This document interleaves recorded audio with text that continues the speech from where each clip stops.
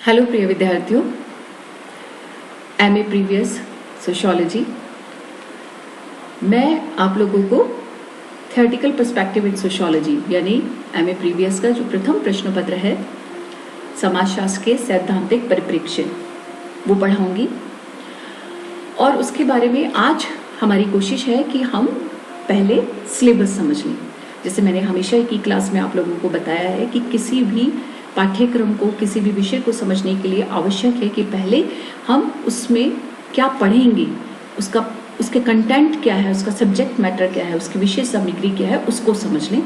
तो हमें उस विषय को पढ़ने में रुचि भी आती है, उस पेपर को पढ़ने में, और उस पेपर को समझने में भी आसानी होती है। ठीक है, तो मैंने आपको स्लाइड बाय स्लाइड, जैसे कि हमेशा होता आया है कि 5 यूनिट्स में हमारा पूरा सिलेबस बटा हुआ होता है और प्रति यूनिट में हम कुछ चैप्टर्स पढ़ते हैं। हम उसके ओरिजिन से लेकर उसके एंड तक जाते हैं। यही इस पाठ्यक्रम में भी होगा। तो चलिए देखते हैं हमको इस पेपर में क्या क्या पढ़ना है। ठीक है, इसमें से बहुत सारी चीज़ें अपने अपने पूर्व की स्नातक स्तर की कक्षाओं में भी पढ़ी होंगी। कुछ उसका विस्तार है और आपको कुछ नया मिलेगा इसमें। जो आपकी पहली यूनिट है उसमें क्या पढ़ना है आपको? समाजशास्त्रीय सिद्धांत के बारे में पढ़ना है। समाजशास्त्रीय, पहले तो थ्योरी क्या होती है, व्हाट इज थ्योरी, सिद्धांत किसे कहते हैं। फिर सोशियोलॉजिकल थ्योरी यानी समाजशास्त्र का पेपर है तो समाजशास्त्रीय सिद्धांत क्या होता है, उसकी प्रकृति क्या है, सिद्धांत कैसे निर्मित होता है। तो आप लोगों ने देखा होगा कि जब आप लोगों ने बीए थर्ड ईयर में रिसर्च का पेपर पढ़ा था तो हमने एक प्रैक्टिकल किया था और प्रैक्टिकल में फील्ड वर्क किया और फील्ड वर्क में हमने जाना कि हम कैसे रिसर्च करते हैं। हम एक टॉपिक चुनते हैं, उस टॉपिक की उपकल्पना बनाते हैं, रिलेटेड स्टडी मटेरियल पढ़ते हैं, एक प्रॉब्लम चुनते हैं, उसकी उपकल्पना बनाते हैं, रिलेटेड मटेरियल स्टडी करते हैं, एक क्षेत्र चुनते हैं, कुछ उत्तरदाता चुनते हैं यानी सैम्पल यूनिट्स चुनते हैं। फिर हम फील्ड वर्क करते हैं और किसी टेक्निक का इस्तेमाल करते हैं। क्वेश्चनियर है, कंटेंट एनालिसिस है, प्रश्नावली है, साक्षात्कार है, अनुसूची है, और फिर इसके माध्यम से हम डेटा कलेक्ट करते हैं। प्राइमरी भी हो सकता है और सेकेंडरी डेटा भी हो सकता है, और फिर हम उसको टैबुलेशन फॉर्म में फिल करते हैं। और फिर उसको हम, अगर वो जो डेटा हमने निकाला है वो अगर यूनिवर्सलाइज हो जाता है, हमने और जगहों पे भी उसको अप्लाई किया और सेम रिजल्ट आते हैं, तब हम कहते हैं कि अब थ्योरी कंस्ट्रक्ट हो गई। ठीक है, तो इसी तरह से सिद्धांत का निर्माण होता है। तो हम यहाँ विस्तार से पढ़ेंगे कौन कौन से कंसेप्ट हैं जो थ्योरी बिल्डिंग के लिए चाहिए। तो वो सब चीज़ें हम नेचर ऑफ सोशियोलॉजिकल थ्योरी में पढ़ेंगे। ठीक है, सेकेंड है लेवल्स ऑफ थ्योराइजेशन इन सोशियोलॉजी। समाजशास्त्र में जब हम थ्योरी यानी सिद्धांत का निर्माण करते हैं तो कौन कौन से चरण होते हैं, क्या क्या आप फॉलो करते हैं, क्या क्या स्टेप आप फॉलो करते हैं, और टाइप्स क्या क्या हैं, वो सब हम यहाँ पढ़ेंगे। फिर सिद्धांत में और शोध में क्या रिलेशनशिप है, संबंध क्या है। अभी जैसे मैंने आपको बताया कि शोध के बाद ही शोध के सारे स्टेप फॉलो करते हैं, जिसे आप साइंटिफिक स्टेप ऑफ रिसर्च कहते हैं यानी वैज्ञानिक चरण कहते हैं। उन सबको फॉलो करने के बाद ही सिद्धांत बनता है। तो सिद्धांत में और शोध में क्या संबंध है, क्या सिद्धांत बिना शोध के संभव है, क्या शोध के पश्चात सिद्धांत बनेगा, ये कंपलसरी है, यानी इन दोनों के बीच के क्या संबंध है, ये हम यहाँ पर चर्चा करेंगे। फिर है कि कुछ थ्योरीज या कुछ सिद्धांत ऐसे हैं जो ओरिजिन के समय से, विषय के ओरिजिन के समय से या उसकी उत्पत्ति के समय से चले आ रहे हैं। कुछ ऐसे हैं जो आपके जो रिलेटेड सोशल साइंस हैं उसमें भी पढ़े जाते हैं और समाजशास्त्र में भी पढ़े जाते हैं।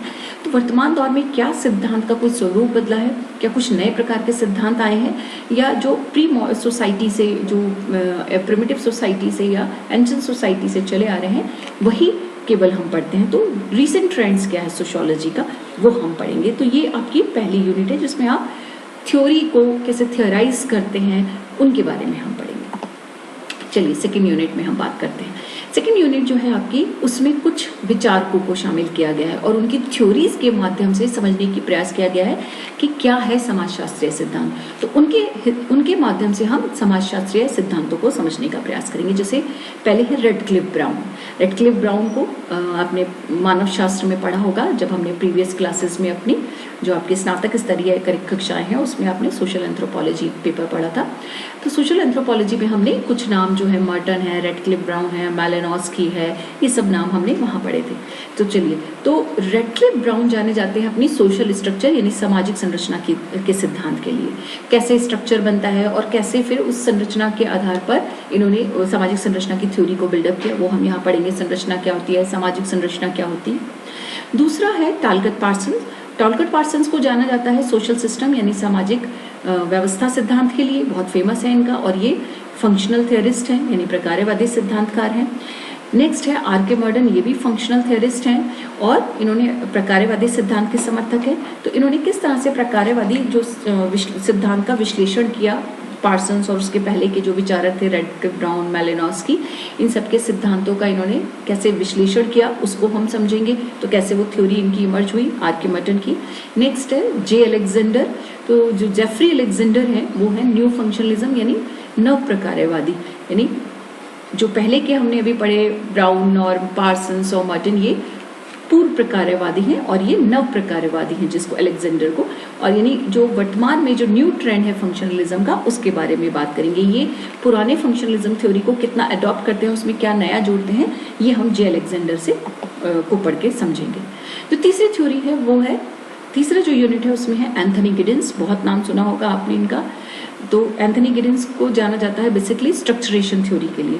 पहले की थ्योरी जो ब्राउन ने दी है वो स्ट्रक्चर, सोशल स्ट्रक्चर पे बेस्ड है, ये स्ट्रक्चरेशन संरचनावादी सिद्धांत कहलाता है। क्या है इसमें, इस सोशल स्ट्रक्चर थ्योरी से किस तरह डिफरेंट है, इसमें क्या नया है, क्या इन्होंने दिया है, उसको हम समझने का प्रयास करेंगे। फिर है माइकल फोको, इन्होंने भी संरचनावाद और उत्तर संरचनावाद की बात की है। माइकल फोको को जाना जाता है, आपने बहुत बार मेरे से सुना होगा अपनी पूर्व की क्लासेस में से, आपसे जो स्टूडेंट्स मेरे साथ पहले पढ़ चुके हैं। हम माइकल फोको का नाम लेते हैं जब वो कहते हैं नॉलेज इज पावर, ज्ञान शक्ति है और जिसके पास ज्ञान है वही शक्तिशाली है। तो आज के दौर में जो ज्ञान या नॉलेज है वही सबसे बड़ा प्रोडक्टिव सिस्टम है और उसके जो जिसके पास भी ज्ञान है उसके पास शक्ति है। तो नॉलेज इज पावर का कंसेप्ट भी ये माइकल फोको ने दिया और ये उत्तर संरचनावाद के लिए जाने जाते हैं। ठीक है, नेक्स्ट है जर्गन हबरमास। जर्गन हबरमास जाने जाते हैं फ्रैंकफर्ट स्कूल के लिए। इन्होंने लाइफ, वर्ल्ड, जीवन, विश्व की बात की और ये कम्युनिकेशन थ्योरी के लिए जाने जाते हैं, संचार का सिद्धांत और किस तरह से हमारे आसपास के जो लाइफ, वर्ल्ड है, विश्व है, उसके बारे में हम कैसे उसके साथ इंटरैक्ट करते हैं, कैसे हम कम्युनिकेट करते हैं और वो सब लेजिटिमेशन क्राइसिस क्या होता है, वैधता का संकट क्या होता है, वो सब चीज़ें हम इनकी थ्योरी में पढ़ने की कोशिश करेंगे। नेक्स्ट है C. Levi Strauss. Levi Strauss कौन है? तो ये भी एक मानवशास्त्र में इनका योगदान है। अमूर्त संरचना पर इन्होंने काम किया है और ये जो कल्चरल डाइवर्सिटी है, सांस्कृतिक विविधता है और जो मानव प्रकृति है उसके अंदर संबंध पे इन्होंने सिद्धांत की चर्चा की है। नेक्स्ट है पोस्ट मॉडर्निज्म यानी उत्तर आधुनिकतावाद। तो उत्तर आधुनिकतावाद क्या है और मतलब पूर्व आधुनिकता, फिर आधुनिकता और उत्तर आधुनिकता, ये क्या है, इनमें क्या डिफरेंसेस हैं, क्या इनके क्राइटेरिया है, क्या इनकी विशेषता है, इसको हम जानने की कोशिश करेंगे।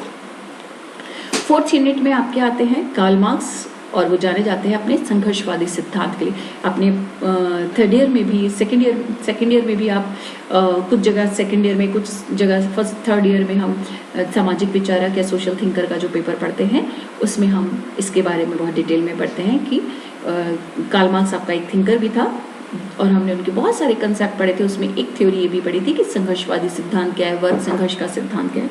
तो यहाँ हम कॉन्फ्लिक्ट थ्योरी पढ़ेंगे डिटेल में। Critic and dialectics of conflict यानी राल्फ डेरेनड्रॉफ जो है किस तरह से कॉन्फ्लिक्ट थ्योरी के डायलेक्टिक्स की बात करते हैं, उसके द्वंद्वाद की बात करते हैं, उसकी आलोचना करते हैं, कहाँ वो मार्क्स से सहमत है, कहाँ उससे आगे बढ़ जाते हैं या कहाँ विरोध करते हैं, ये सब चीज़ें हम पढ़ेंगे। लेविस कोजर, रेंडल कॉलिंस, ऑल्थोजर, ये सब कहीं ना कहीं जो फोर्थ यूनिट है वो सब मार्क्सिस्ट थ्योरिस्ट हम कह सकते हैं या पोस्ट मार्क्सिस्ट थ्योरिस्ट भी हम इसमें से कह सकते हैं कि इनमें से कुछ ने मार्क्स का हूबहू समर्थन किया और कुछ ने उनसे आगे विस्तार किया, उनकी बहुत सारी चीज़ों को क्रिटिस करते हुए उनसे आगे बढ़ गए।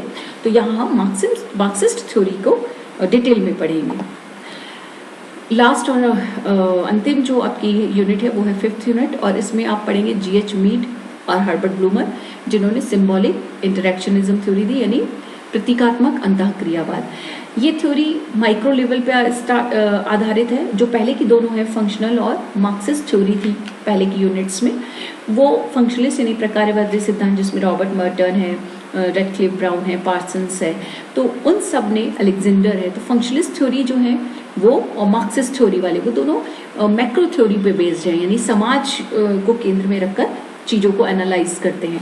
ये जो लास्ट यूनिट है ये माइक्रो थ्योरी है, मतलब सूक्ष्म सिद्धांतवादी है ये, जिसमें मीड और ब्लूमर और शिट्ज और बर्जर, गारफिंकल, ये सब लोग आते हैं, क्योंकि इन सब के केंद्र बिंदु में, इन सब की थ्योरी का जो केंद्र बिंदु है वो व्यक्ति है, और जहाँ व्यक्ति केंद्र में होता है वो माइक्रो थ्योरी हो जाती है, क्योंकि व्यक्ति के माध्यम से हम सोसाइटी को समझेंगे तो वो माइक्रो थ्योरीज हो गई, और जहाँ हम समाज को समझकर फिर व्यक्ति तक पहुंचने की कोशिश करते हैं वो मैक्रो थ्योरीज हो गई। तो पूर्व की जो दोनों थ्योरी हैं, मार्क्सिस्ट और फंक्शनलिस्ट थ्योरी, वो आपके मैक्रो सिद्धांत है, वृहद सिद्धांत है। और जो लास्ट यूनिट में आप पढ़ेंगे इंटरेक्शन थ्योरी है, फिनोमेनोलॉजिकल सोशियोलॉजी है अल्फ्रेड शिट्ज की, प्रघटना शास्त्रीय सिद्धांत हम कहते हैं, सोशल कंस्ट्रक्शन ऑफ रियलिटी, यथार्थ का, सामाजिक प्रघटना का समाज शास्त्रीय निर्माण करना, उसकी रचना करना, पीटर बर्जर और लकमन के बारे में पढ़ेंगे।